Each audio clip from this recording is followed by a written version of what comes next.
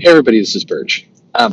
This is something I think is unhealthy, and but I'm not quite sure about the solution to it. I realize this is also not going to be a top tier video and all the rest. I've got quite a lot of those. I've gotten very excited about a couple topics. So I've been putting off a bunch of things. I've got like about I don't know about 30, 40 videos now stacked up of just audio tracks I need to put all up. But this is one of those. But it's interesting to me, so please indulge me.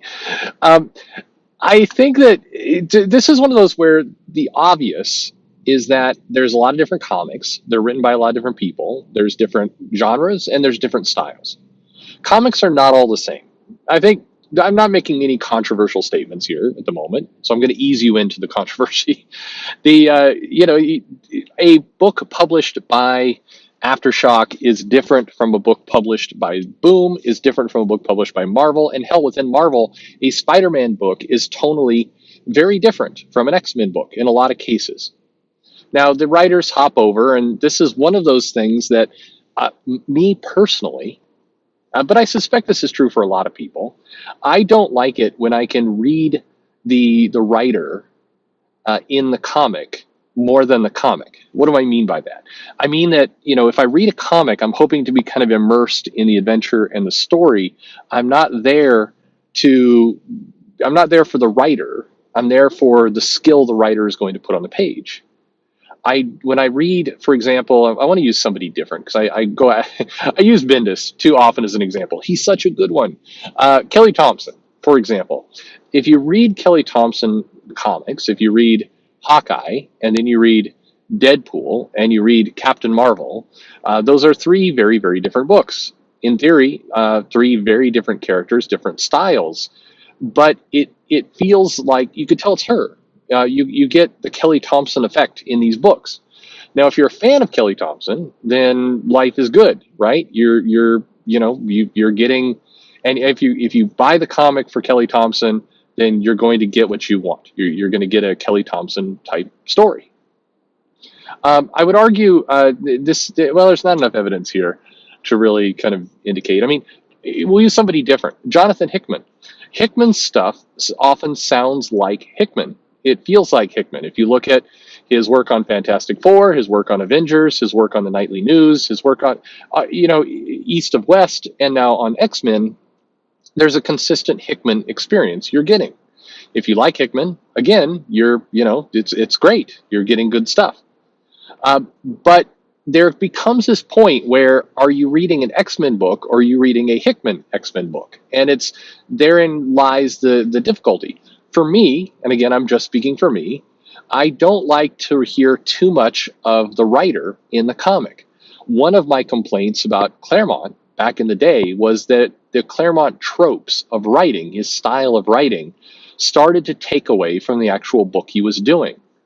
He had the go-to of lines of them's the breaks and the best there is at what I do and what I do isn't very nice. Just some of the things that he would roll out are catchphrases and slogans for these characters, but every now and then, like I would remember Kitty Pryde would say something and then Dazzler would say something and then Storm would say something and they'd all say the same thing, just verbalized out of different characters.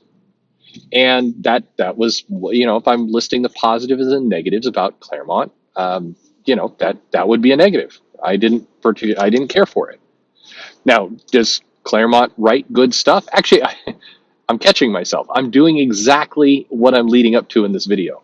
I don't want to have to explain that. I don't want to have to justify it. I don't want to have to immediately say, oh, but Chris Claremont is absolutely a master of all comics. He's absolutely, yes, he is. He's written some amazing things, some groundbreaking IP. His stuff's been converted into movies. He's an amazing writer. You can't take that away from him.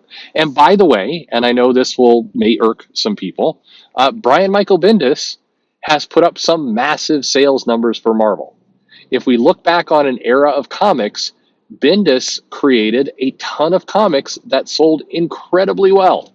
And you can't take that away from him. Whether you like him or you dislike him, he has been a positive for Marvel in terms of sales for a vast majority of his books. Not all of them, but a lot of them.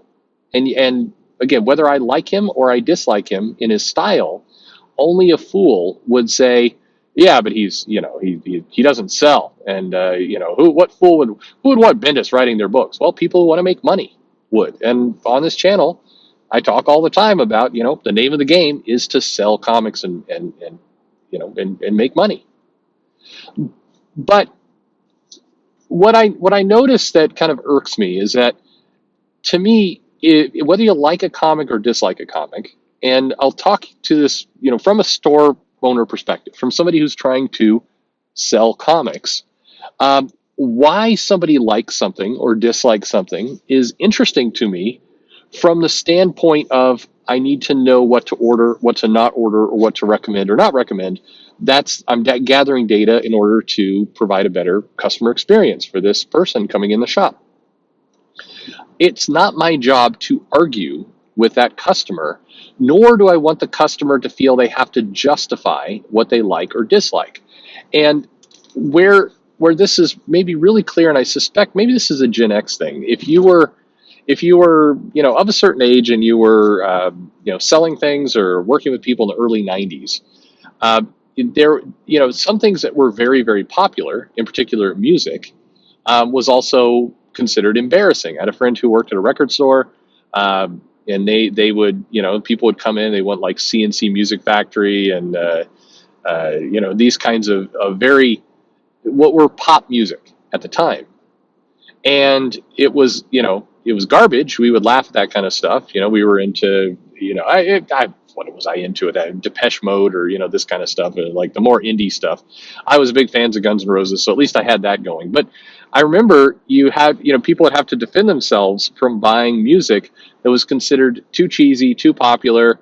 I'm only getting this for a friend. Only like they're ashamed of it. And I remember that there were, people who worked in shops who would be like, "You can't buy that. This is garbage music. It's terrible." And so you get these very convoluted. Well, it's not me. It's for a friend. You know, I hate this, but I'm buying Vanilla Ice, but it's for a friend. It's ironically, I'm buying it ironically. I don't really actually listen to this shit. That, but the person they're taking it home. They're buying it. In comics, there's this weird behavior right now where people seem terrified to give something a positive review or a negative review based on this perception of what else it might mean. If you are, I really like this comic. Maybe some people, that's why I like the people who've come on my channel at different times and said, I like Bendis. I like Tom King. Cool. If you like it, that's good for you. It's your business, and I'm not going to sit here and crap on you for that. Who in their right mind would do that? But it cuts the other direction too. If you dislike something, you don't immediately have to justify why it's okay you dislike it. I'm seeing some of this go on with this new Captain America they're introducing. People are like, well, this looks like a terrible idea, but I have nothing against gay people. Like, what are you even talking about? Forget about that aspect of it. This comic sounds stupid. I'm sorry, it does. A random guy cosplaying as a Captain America that Steve Rogers stumbles across because he lost his shield. That sounds dumb. Forget that the cosplaying Captain America is gay. The concept sounds dumb. You don't have to kind of immediately jump to all the comics you read that have gay creators or writers or characters in them as a way to justify this idea is stupid. It's stupid. It's just this.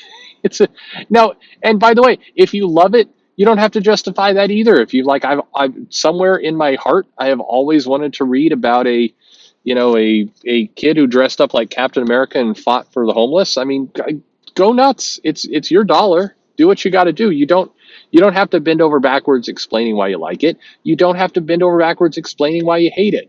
And please don't insult everybody's intelligence by saying that I hate this concept, but I love those other comics with gay people. I'm not homophobic. What are you doing? Just read it. Don't read it. The end. And we have to give ourselves and each other a lot more credit. I mean, this is what leads to, in my mind, very, very phony reviews. The comics reviews that come out on a lot of websites are the most ludicrously, they're stupid, and I highly question if anyone's actually reading these comics or giving these gushing, glowing reviews for nonsense. I don't buy it because people are terrified. If you are a comic news site and you're reviewing a comic from like Saladin Ahmed, for example, you've got to rate that thing high. If you don't, you're going to get savaged for being various ists. You're just going to be the worst person in the world. And yet it doesn't do anyone any good because the sales numbers in those books suck. So what positive things are we providing to each other and to the comic industry by giving glowing reviews that people feel pressured into giving to books that don't sell? Like, none of this is good. This isn't.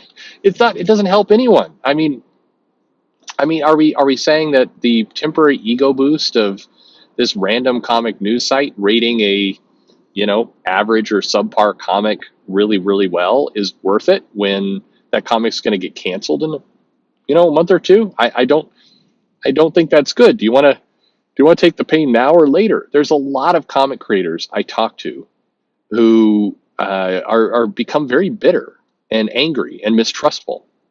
And one of the things people cite is like, it's like, well, everybody said my book was great, but nobody bought it. It's like, yeah, they shouldn't have told you it was great. I mean, nobody bought it. You're right. I'm sorry you were deluded into this. I had a very not tearful, but it was like an emotional conversation like a couple of years ago with a writer, and it's like everybody constantly tells me I'm great. I spent the entire day.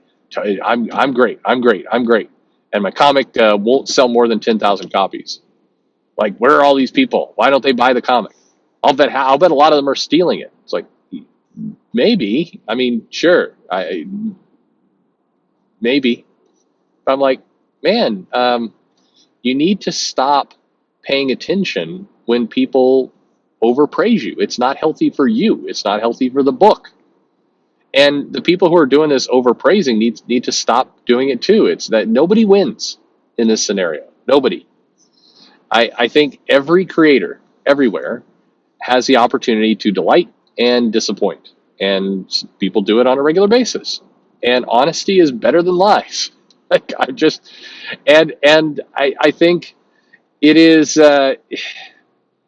I don't know. I started this off by talking about how books, you get a writer who the writer is more important than the comic. And I do think that becomes part of the problem because people review books based on the writer writing it as opposed to the actual content of the book itself. And so it's like people want to support this writer, that people want to support G. Willow Wilson for those books because they like her story, they like her personality, they like whatever she represents, they like it. And so they want to support it, they want to support her. But the problem is, they put her on books, and then the books don't particularly sell well in some cases, and then you've got a big problem on your hands. I mean, again, who is served? G. Willow Wilson is not served in that world. The reviewers are not served. People just learn not to trust them. Where does this go? I really wish people would cut out with the they feel like they have to justify something. If you're going to say you don't like the newest book by Steve Orlando, you do not need to pull out of your hat like 3 or 4 gay creators somewhere else that you do like in order to justify that you don't like Steve Orlando. It's okay. And to be fair, people need to chill out a little bit. If I've noticed, if I say something negative about a comic, there will be people who show up like, oh, you must just hate like, okay, just calm down. Take it one step at a time. You don't need to do this. I think the whole comics community, the aspect, would be way more healthy if people would just treat each other on the level. Just say what you like, say what you don't like. Don't hold people hostage to like a particular book or dislike a book. It's like people can do whatever they want. They can like it, they can hate it, whatever. I mean, the funny thing is your opinion of what you like and dislike is often incredibly fickle. That's human nature. It's not even predictable. Sometimes you're having a rotten day. You pick up a comic, it manages to hit you in just the right way. You love it. You go back and you read it 5 years later, and it's like, wow, this is complete garbage. Why did I like it? Well, whatever circumstances were happening to you that day happened. You don't have to justify it. It's just you. At the end of the day, your dollar. Do you like it? Do you dislike it? Cool. Say what you think, and then just leave people the F alone. Just let people like or dislike whatever they want. Don't create this bizarre trap that we have to bend over backwards justifying that we're not this or that because we dislike a book. I mean, it's your business. I personally don't have anywhere close to the amount of time to armchair psychologist whatever it is you're doing. I see these people show up and they go, oh, you're saying this, but what you really mean is like, oh, shut up. Nobody like, I'm not paying you for therapy, and you don't need to do that service for me. So just shut up, like what you like, leave me alone. I'll like what I like, and the world can go on. Let's just stop assuming that there's some nefarious purpose to every goddamn thing people say. All right, I got that off my chest, and we'll go on to other things with comics. But does any of this ring true to you, or did you just feel like you wasted 16 minutes of your life? Mumbles, come on. I know you can come in here and roast me pretty good. Thanks for listening.